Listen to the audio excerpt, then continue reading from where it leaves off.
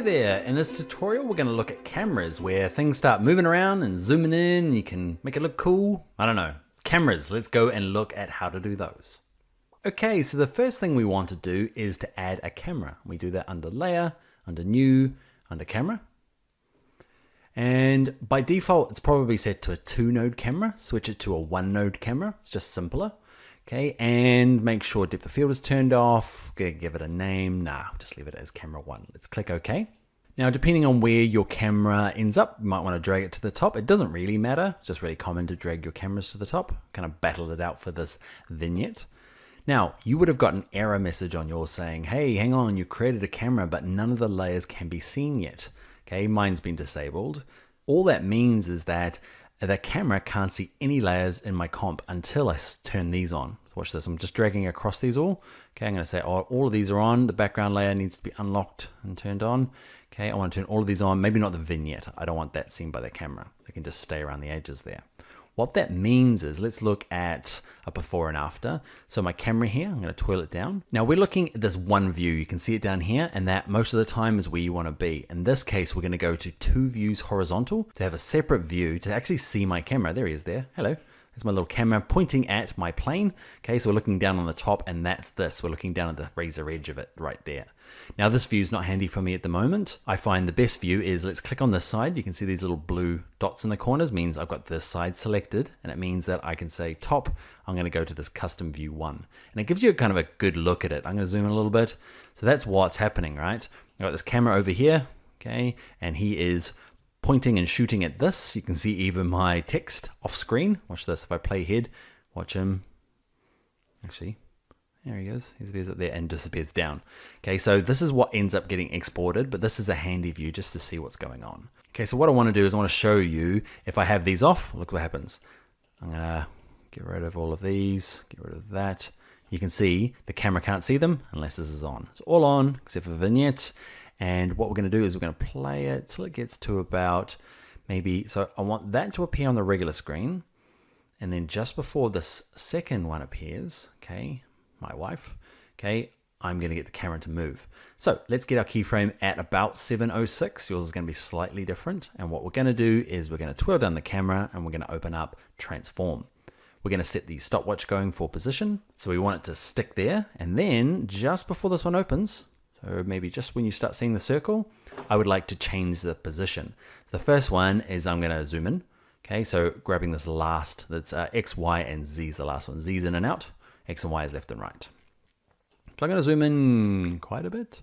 Okay, and then dragging these, it's heaps easier to drag these than to use. There's some camera tools up here, but when you're new, even me, okay, I use it lots, but I prefer doing it this way. Everyone has their own style. Okay, so what's going to happen now is,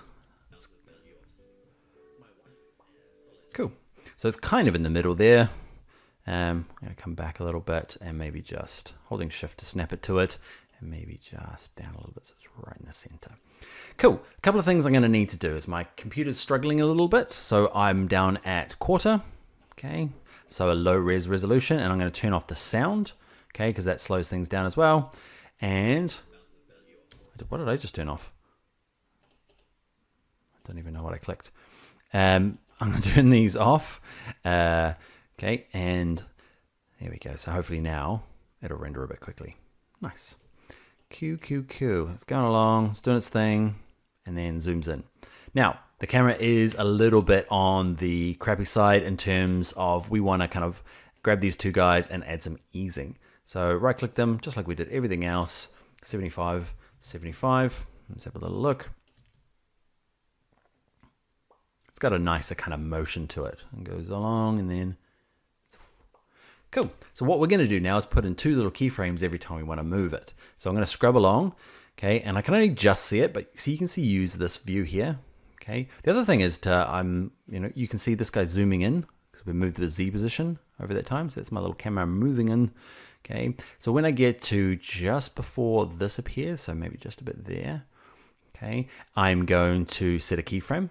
Okay, so I'm going to set a manual keyframe to say between this one and this one, don't change. And then a little bit longer, I'm going to maybe a little bit earlier.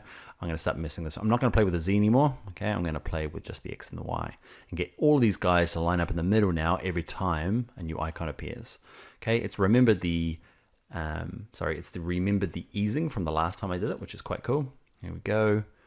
Yep. Next one. Cool.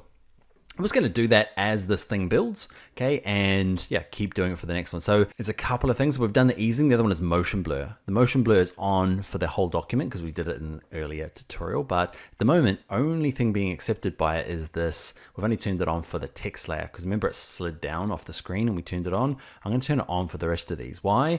Because let's have a little look. We'll find out before. So, great. So when it starts moving, so it's moving, right? There's no motion blur. Okay, so I'm going to keep it here. I'm going to turn it up to full resolution so I can show you properly. So it's in super crystal clear, but it's kind of moving quite fast. So what I want to do is actually turn the motion blur on all these layers. Watch it. I'm going to let go. You see it's blurring now. So it just means that when it's moving, okay, it's getting all zoomy and blurry. Okay, so we do it to the icons and we even do it to the image in the background. Okay, down the bottom here, the image background, turn it on for that one as well. Watch.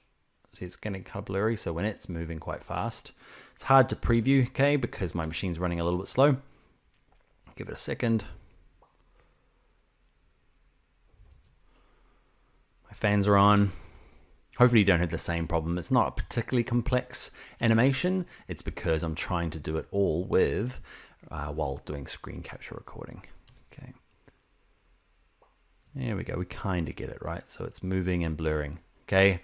You get the point. So what I'm going to do now is just work my way around the document, keeping an eye on this and moving this around. So maybe we'll speed this up. I'll see you at the end.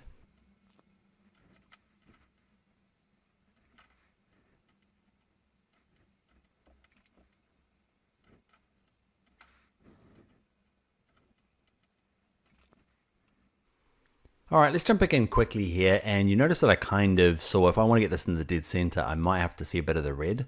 Okay, so if you don't want to do that, what you might have to do is either move the icon down or down here for the background layer. Okay, we're going to have to open up the scale.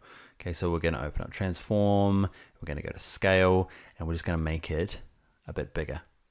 Okay, so that there's not as much edge to see.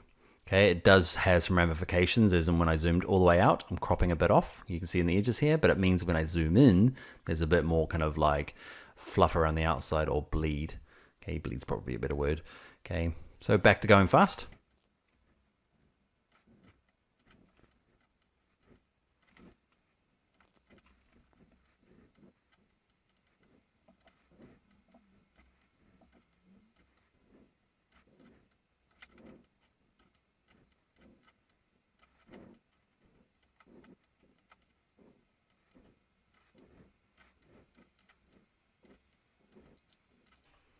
Okay, so we're back, and probably for this last one, I'm just going to kind of get it here. Instead of doing just over, I'm actually going to zoom back out, okay, to what it was at the beginning. What was it at the beginning? Okay, I'm going to hover above this, and it was the Z. It was minus 2,266. Okay, so I'm going to go back to here just afterwards. Instead of just moving it, I'm going to type it out to this. Okay, and actually I want all of the settings there, so I'm going to actually just go and steal the keyframe. Okay, there's a cool trick. If I want it to be exactly where that is now, okay, where it's full view and I can see everything, just actually copy it. Okay, go over here. Okay, I'm going to delete this one and just hit paste. Okay, you can paste keyframes like that. Cool, so the last one. Whoop. Nice. Cool. All right, I'm just going to scrub through it so it all kind of moves around and picks up all the different icons. You can see the path, okay, of the camera there. As it moves around, okay, and then zooms all the way out on the last one, my finale. All right, that is how to use a one-node camera. We've used it quite extensively. Okay, we've moved it around quite a bit. You might just have a couple little things we just move it around a little bit. All right, let's get on to the next tutorial.